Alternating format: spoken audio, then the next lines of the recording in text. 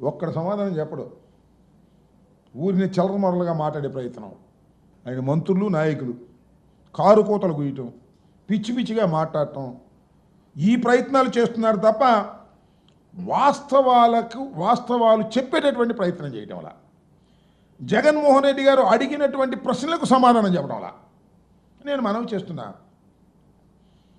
జగన్మోహన్ రెడ్డి గారి ప్రభుత్వం ఓడిపోయిన తర్వాత సుమారుగా జగన్మోహన్ రెడ్డి గారు 10 నుంచి 11 సార్లు మీడియా ముందుకొచ్చి మీడియా ముఖంగా ప్రజలకి తెలియచేసేటటువంటి విషయాలను తెలియచేశారు. ప్రస్తుత ప్రభుత్వాన్ని సూటిగా కొన్ని ప్రశ్నలు కూడా అడిగారు. ఒక్క ప్రయత్నం కూడా, ఒక్క ప్రశ్నకు సమాధానం కూడా చెప్పాలా చంద్రబాబు నాయుడు గారు లేదా కూటమి ప్రభుత్వం. ఎంత అన్యాయం అండి! ఏం చెప్తారండి?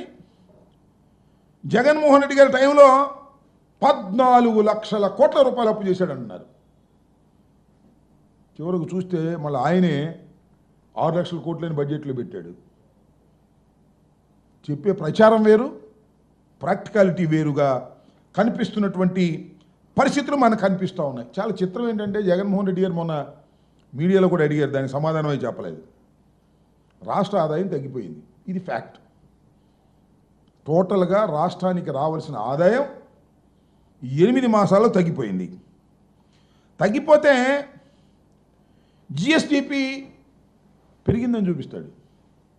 అదేంటో ఇది అశాస్త్రీయంగా జిఎస్డిపి పెరిగిందంట, ప్రభుత్వ ఆదాయం టపామని తగ్గిపోయింది,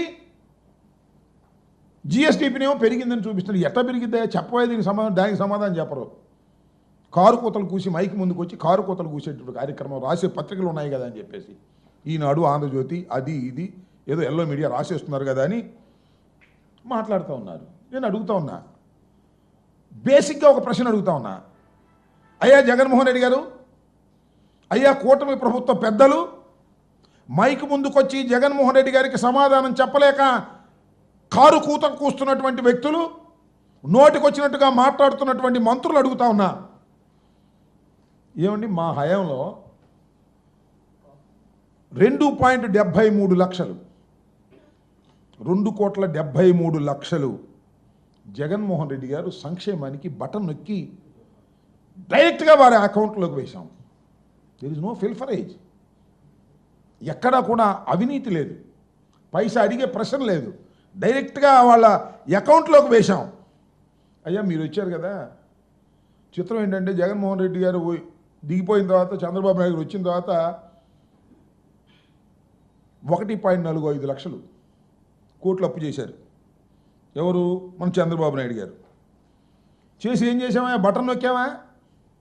బటన్ నొక్కి ఇచ్చేటటువంటి ప్రయత్నం చేశామా? ఎన్నికలకు ముందు ఏం చెప్పాడు చూసారా? సంపద సృష్టిస్తా. బటన్ నొక్కడం ఏంటి? ముసలమ్మ నొక్కింది బటన్కి ముందు పెడితే అన్నాడు. నొక్కు, ముసలోడివే కదా నువ్వు కూడా నొక్కు, బటన్ నొక్కలేవు.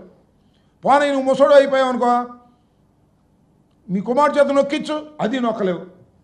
అప్పుడు జగన్మోహన్ రెడ్డి గారు 2,75,00,000 రూపాయలు పేద ప్రజలకు బటన్ నొక్కి ఇస్తే దాన్ని అవహేళన చేశావు.